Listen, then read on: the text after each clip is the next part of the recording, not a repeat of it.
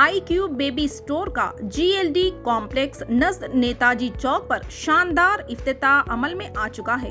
इस्तेफादा हासिल करें। 500 रुपये के ऑर्डर पर फ्री डोर डिलीवरी दी जाएगी। ఈ వార్తను సమర్పించిన వారు రాజధాని deluxe large new bus stand opposite housing board Kali Jandla. अस्सलाम वालेकुम नाजरीन, NH TV में आप सभी का इस्तकबाल है।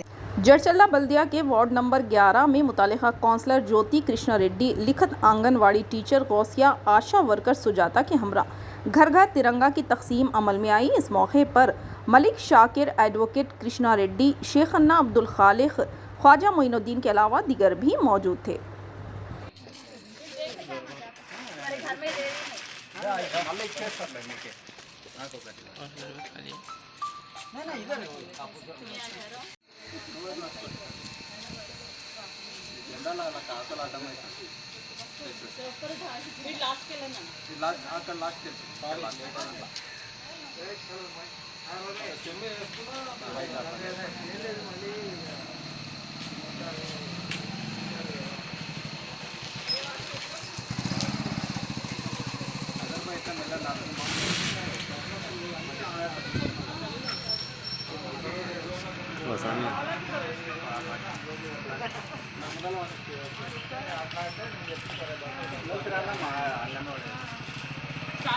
हमारे चैनल को लाइक कीजिए, शेयर कीजिए और सब्सक्राइब करना ना भूलें।